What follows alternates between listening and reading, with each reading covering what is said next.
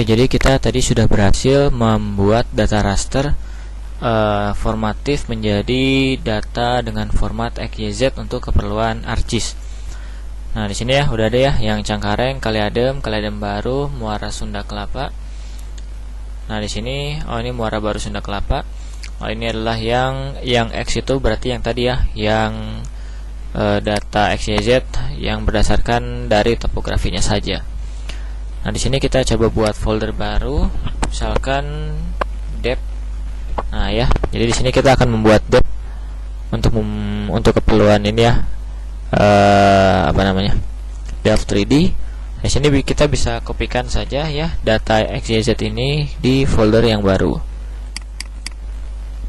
Di sini misalnya, lalu ini ArcGIS-nya kita close saja ya. Nah, lalu teman-teman bisa buka software Delft 3D. Nah, di sini untuk mempermudah proses pengerjaan, working directory-nya ini kita set dulu. Kita set di sini ya, di folder dep yang kita buat tadi. Nah, selanjutnya teman-teman bisa bisa mengecek ya dengan cara klik grid misalnya. Lalu di sini kita buat RGFG grid.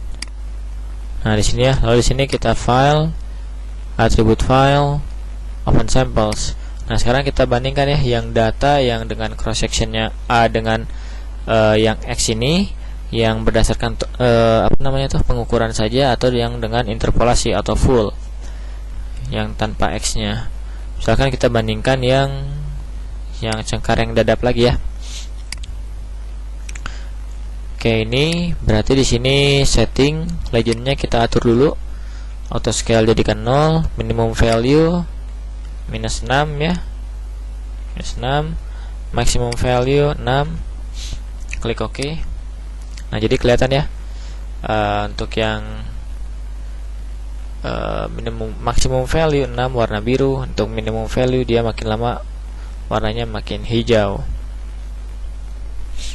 Nah, cuman ini sebentar ya. Nah, oke, seperti ini ya. Nah, sekarang coba kita bandingkan dengan data yang full tadi. Ini pertama kita delete dulu samplesnya. Nah, lalu kita masukkan lagi attribute file, open samples, yang Cengkareng dadap tapi yang full. Nah, jadi kalau yang full bentuknya seperti ini ya. Nah, jadi kalau kita aturnya legendnya seperti tadi, ini sudah ya. Nah, bentuknya jadi seperti ini. Nah, kalau seperti ini kan jatuhnya kita nggak tahu garis pantainya di mana ya, atau mungkin data topografi pengukuran yang kita punya itu dia sampai mana gitu. Soalnya yang belakang-belakang ini kan dia sudah masuk interpolasi gitu. Nah, selanjutnya untuk membuat dep ya seperti biasa mungkin ya. Ini mungkin saya beri contoh satu saja. Ini kita delete lagi sampelnya. Nah, misalkan kita kalau saya tadi agak tertarik untuk membuat dep untuk yang bagian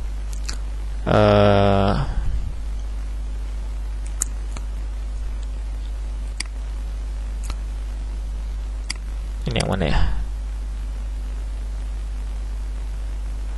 Ini kan ya.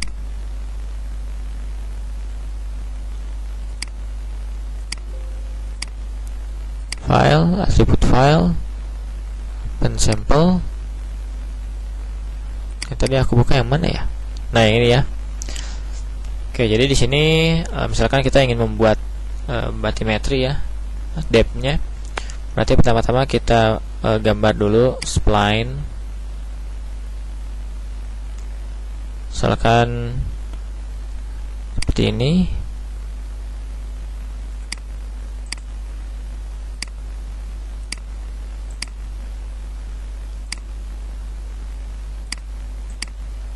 Lalu di sini dia seperti ini.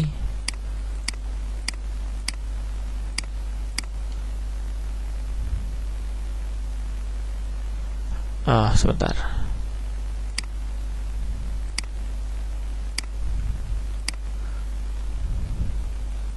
Atau mungkin dia seperti ini ya.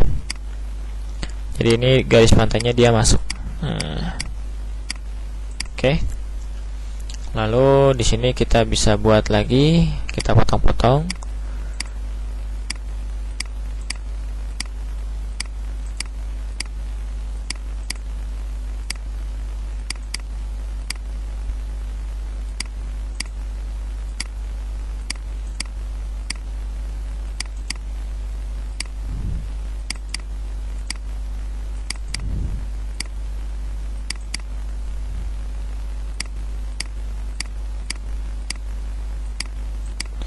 Nah, misalkan seperti itu ya.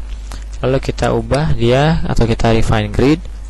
Lalu untuk memadatkan, kita lakukan refine grid lagi ya. Jadi lebih rapat ya gridnya. Kalau kurang rapat ya kita refine lagi. Mungkin untuk pengaturan refine grid itu ada pada sebelumnya ya, ada pada video sebelumnya. Nah, di sini kalau sudah, di sini kita bisa import grid yang telah kita buat. Misalkan ini kan tadi kali adem ya. Ini yang baru bukan ya? Lupa.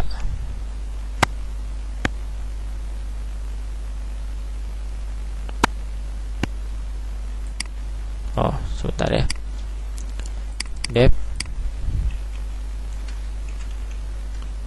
Udah, kita coba buat ya grid.grid saja. Ini kenapa nih?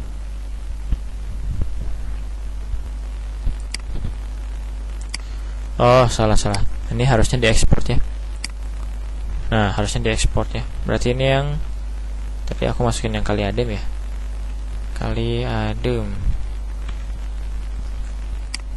Nah, gitu ya. Nanti di sini ya bakal ada grid yang kali adem. Nah, ini ya. Kali adem grid dan kali adem dot enclosure. Nah, setelah itu kalau sudah, ini bisa di close saja. Yes. Salah. No ya. Nah, teman-teman bisa masuk ke bagian quick in. Lalu di sini kita bisa import grid yang telah kita buat yang kali adem ini. Lalu kita bisa open samples yang kali adem tadi ya. Bukan yang ini, salah. Kita hapus dulu ini sampelsnya ya. Lalu kita masukkan samples yang kali adem yang X ya. Nah, ini. Nah, yang ini ya. Ini kita bisa atur lagi legendnya. Ini 0. Ini minimum value-nya -6. Maximum value-nya adalah 6. Klik OK. Nah, ini. Lalu untuk melihat setting order cache, ini untuk active gridnya kita set 0 saja ya, biar kelihatan. Oke. Nah, seperti ini. Sebentar ya, legendnya ini kayaknya agak ini aneh.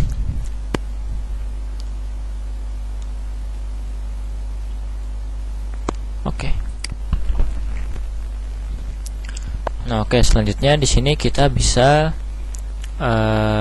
klik operation, lalu kita lakukan grid cell averaging, yaitu kita memasukkan data XYZ kita pada si grid yang telah kita buat. Lalu kita buat juga triangular interpolation.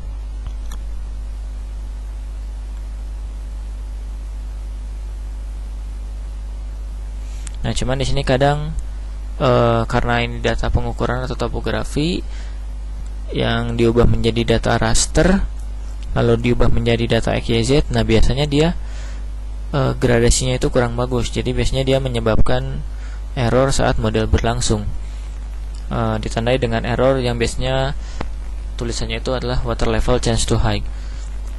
Nah, untuk menghilangkan atau mengantisipasi hal tersebut, biasanya itu kita lakukan smoothing.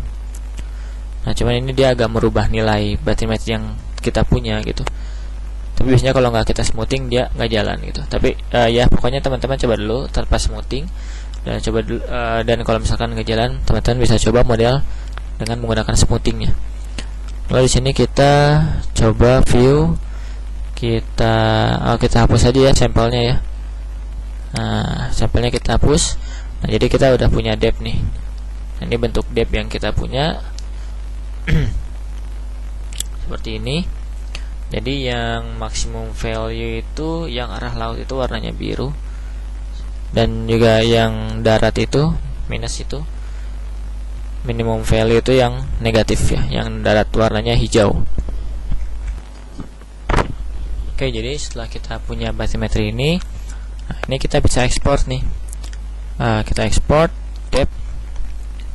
Nah, di sini berarti tadi kan ini kali adem ya, berarti kita kasih nama ini X kali adem,